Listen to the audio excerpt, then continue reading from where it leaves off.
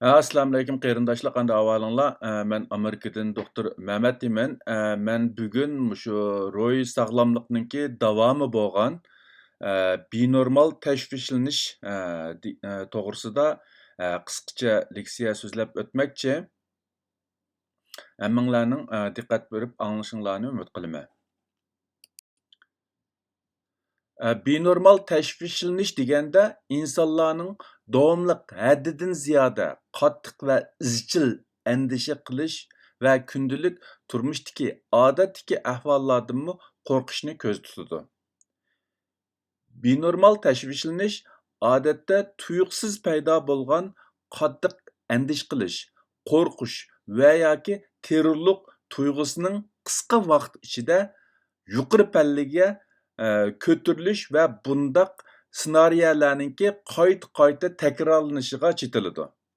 Albatta biz inson bo'lgandan keyin ba'zida tashvishlanamiz, jiddiylashamiz, bir narsalardan andish qilamiz, lekin bu andisha, tashvishlanish bizda izchil davom qilmaydi yoki bo'lmasa qayta sodir bo'lmaydi yoki sodir bo'lishga sabab bo'lgan sabablar tugagandan keyin bu bizdan yo'qaydi. Lekin bu binormal tashvishlanish degan vaqtida uning paydo bo'lishida alohida sabab bo'lmasdan ba'zida ushtum tutlarkin paydo bo'ladi, anandan keyin uzun davomlashadi.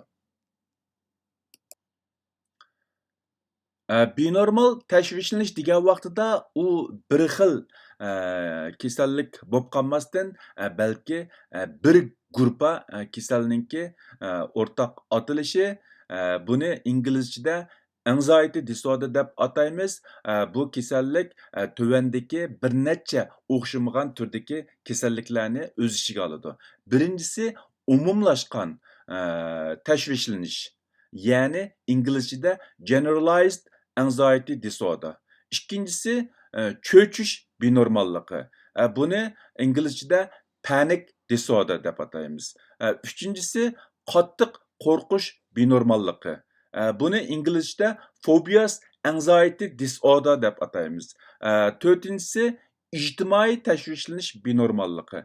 Buni inglizchada social anxiety disorder deb ataymiz. Beşincisi haddidan ziyoda o'zini majburlash kesili. Yani bunu İngilizce'de obsessive compulsive disorder deb ataymiz. Oltincisi zahmetin keyinki jiddiylashish.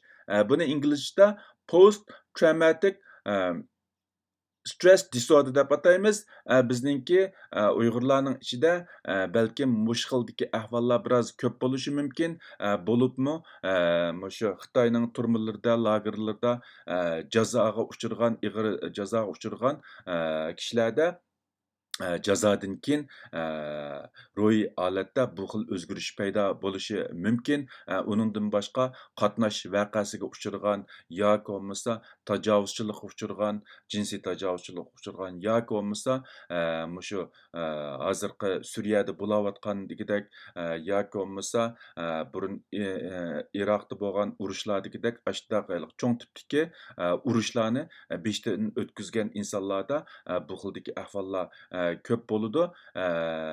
Men keyingi leksiyarimda bu to'g'risida yana tafsilot to'xtalib o'tmoqchi. Qisqasi shu binormal tashvishlanish degan vaqtida yuqorqidek bir gruppa kasalliklarni o'z ichiga oladigan bo'lib, ba'zilar buningdan boshqa yana bir qism kasalliklarni shu gruppa ichiga kirgizadiganlar bor. Ishqilib bu nayta bir keng doiradagi shu o'xshamagan sababdan kelib chiqqan o'xshamagan kasalliklarni o'z ichiga oladigan bo'lib, bu vaqtda men keyingi leksiyalarimda oz to'la to'xtalib o'taman. Undaqda binormal tashvishlanish kasallik giribtor bo'lgan insonlarda qanday kasal alomatlari bo'ladi? Binormal tashvishlanish kasallik giribtor bo'lgan insonlarda tövəndikidək o'xshamagan kasallik alomatlari bo'ldi. Birinchisidan haddidan ziyoda tashvishlanish, endish qilish bo'ldi. Ikkinchisi g'ayri o'y xiyollarda bo'lish yoki xiyolni to'xtatolmaslik bo'ladi. Uchinchisi oson ochiqlanish, mijozi tarso bo'lish bo'ladi. To'rtinchisi horg'inlik his qilish, ko'p dardlash, uxlayolmaslik bo'ladi. Beshinchisi zehnini, diqqatini va tafakkurni yig'olmaslik bo'ladi. Oltinchisi qo'rqish, titrak besish, zamon oxiri bo'lgandek his qilish qatorliq alomatlar bo'ldi. Yettinchisi ko'ngli ilishish, yuragi qalaymaqon yoki tiz so'qish bo'ladi. Bular faqatla mushu binormal tashvishlanish kasalligiga giribdor bo'lgan insonlarda o'rtaq bo'ladigan kasal alomatlari bo'lib, men yuqorida tilga olgan bu binormal tashvishlanishninki o'xshamagan turlarida o'xshamagan konkret alomatlar bo'ladi. Ben bu yerda faqatla mushu o'xshamagan turdagi binormal tashvishlanishda o'rtaq bo'ladigan bir qism ko'p uchraydigan kasallik alomatlarini tizib chiqdim. Bu deganlik uningki kasallik alomatlari faqat mushu 7 xil bilan cheklanadi deganlik emas, uningdan boshqa ya'ni konkret insonlarda konkret kasal alomatlari bo'lishi mumkin. Undaqda bu tashvishlanish zodi qanday paydo bo'ldi? Tashvishlanish ning paydo bo'lishiga tuvandagidek omillar sabab bo'lishi mumkin. Birinchisi xo'rlanishga, zaxma yoki zarbiga duch kelgan yoki shohid bo'lgan bolalarning kelgusida tashvishlanish kasaliga giribdor bo'lish ehtimoli yuqori bo'ldi. Ro'yi va jismoniy zarbalarni boshdan kechirgan cho'nglarmi tashvishlanish kasaliga giribdor bo'lish ehtimoli yuqori bo'ladi. İkincisi, jismoniy kasallik sababidan kelib chiqqan besim, ya'ni jismoniy jihatda ig'ir kasalga giribdor bo'lganlarning davolanishi va kelgusiga bo'lgan andishasi tashvishlanish paydo qilishi mumkin. Uchinchisi, oilada yuz bergan o'lam yetimlik, xizmat besimi, iqtisodiy qiyinchilik qatorliqlar tashvishlanish keltirib chiqarishi mumkin. To'rtinchisi, ba'zi mijoz tipdagi kishilar boshqalarga qaraganda tashvishlanish kasaliga oson giribdor bo'lishi mumkin. Beshinchisi, boshqa ro'y binormallik, xomushlik qatorliq ro'y binormallikqa giribdor bo'lgan kishilarda oson tashvishlanish paydo bo'lishi mumkin. Oltinchisi, zaharlik chekimlik yoki spiritlik ichimliklarni qalaymaqon ishiltish va yoki uni tashlash jarayonida tashvishlanish keltirib chiqarishi mumkin. Bular mushu insonlarningki tashvishlanishiga sabab bo'lgan asosli omillar. Albatta, buningdan boshqa konkret insonlarda konkret o'xshamagan sabablar bo'lishi mumkin. Bu faqatla umumlashtirib aytgan vaqtida ko'pincha kishilarda tashvishlanish paydo qiladigan sabablar.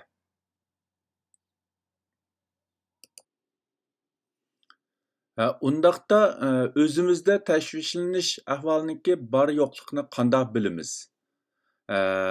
O'zimizda tashvishlanishning bor yo'qligiga baho berishda tuvandagi 16 xil ahvolninki o'zimizda ifodalanish ahvoliga qaraymiz. Ya'ni bu xil 16 xil ahvolninki qancha ko'pi o'zimizda ko'rilgan bo'lsa, bizningki mushu tashvishlanish kasaliga ehtimol bo'lish ehtimolligimiz shuncha yuqori bo'ladi. Albatta, bu faqatla o'z-o'zimizga baho berish bo'lib, u diagnoz emas. Diagnoz qo'yish uchun oldi bilan mushu o'zimizda mushu ahvol bo'lishi mumkin deb qaraganlarningki doktorga berib ko'rinishi orqali doktor tarafidan qo'yiladi. Bu 16 xil ahvol degan qaysi degan vaqtida birinchisi ko'p o'ylash, ya'ni o'ziningki xiyolini to'xtatolmaslik yoki o'ylashini kontrol qilolmaslik. Ya'ni mundaqcha aytgan vaqtida kontrolluqsiz o'ylab ketish. Ikkinchisi davomliq andisha qilish. Uchinchisi o'zni qochirish. Ya'ni ba'zi ishlardan, ba'zi shaylardan, ba'zi muhit, ba'zi ko'rinish yoki ba'zi insonlardan sababsiz qasddan o'zni qochirish. To'rtinchisi diqqatini yig'olmaslik. Beshinchisi toqati kam bo'lish yoki toqatsizlik. Oltinchisi inkasi va yoki harakati osti bo'lish. Yettinchisi davomliq cho'chish, ansizlik. Sakkizinchisi esda tutish nacharlashib ketish, ya'ni esda tutish qobiliyatini yo'qotib qo'yish yoki oson unutilib qilish. To'qqizinchisi xotirjam bo'lolmaslik. O'ninchisi bosh og'rish. 11-si yuragi tez so'qish. 12-si nafsi qisilish. 13-si oshqozondan masala chiqish. 14-si ko'ngli ilishish, yondurg'isi kelish. 15-si uxlayolmaslik. 16-si ko'p terlash.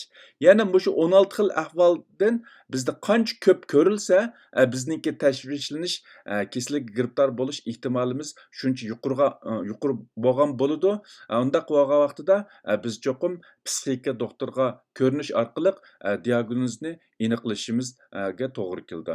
Endi bu tashvishlanishninki umumiy yuzlik ahvoli, men yuqorida deb o'tgandek, tashvishlanish yolg'iz bir xil kasal bo'lmasdan, u bir necha kasalninki o'rtaq nomi.